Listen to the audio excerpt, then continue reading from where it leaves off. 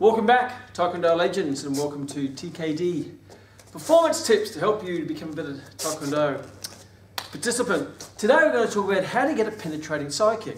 Now what a lot of people do when they do side kicks, they deliver lazy side kicks. So they'll stand here like this, and what they'll do is they'll try to just bring the foot up like so. That's called a lazy side kick. And the reason why it's called a lazy side kick, because it just sort of flops up. Now the only time that's going to work is if you're fighting someone who's really slow, maybe a little bit slow in all areas of their life, and they walk up going, ooh, like this, and you can from there just slot the side kick in. So there might be a time for it where it's nice and quick, where you just slide it in. But if you come across anyone who's really good at Taekwondo, they're going to take that attack way out of action. And the reason why is because the foot's coming up virtually at an angle like so. So it's coming up in an arch, which means it's easy to block. You could just block, put your hand down on it. You can take it out of action by fighting with your hand there, and you can't deliver.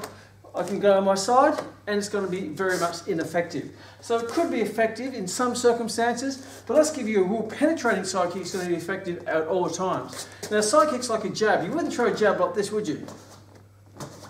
You throw a jab like that. So throwing a jab like that is like delivering a side kick like that. So you're fighting like this. That's not going to work too well. So throw your side kick like the jab in a single plane movement. To get in a single plane movement, you have to bring the knee up so the foot goes straight in to the target. So I'll give you a couple of exercises and then I'll show you how to apply them.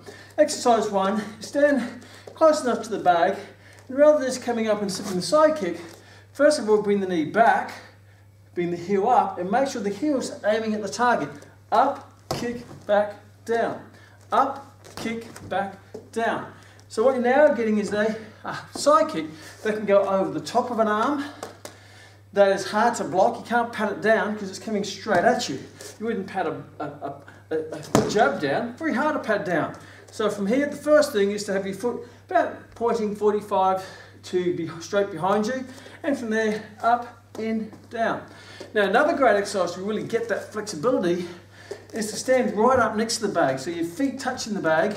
From here, and all you do is step back, up, in, down. So get your target, up, in, down. So if you're in a sparring and nice and close, you can actually, I don't think that you can kick them, and you certainly can't just flop the foot up. What you can do is come back, up, and hit straight under the ribs. From here, up, kick.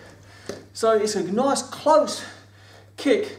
It can also be used at a distance. So from here, if I'm way back here, I from there, up, and I lunge in. From there, up, kick. So I can go over the top of their kick, or over the top of any kick coming through, coming up, straight in. Another great way you can apply it is if you're right up against your target, and they're charging you. So what you can do is step back, up, and as you're moving in retreat, as they're attacking you, what you do is you step back and kick. So there are 3 techniques I want you to practice. Number 1, stand next to the bag, practice knee up, always have your heel in line with the target. Don't bring your head out here, don't bring it back here. It's like a jab. You always have the jab in line with the target.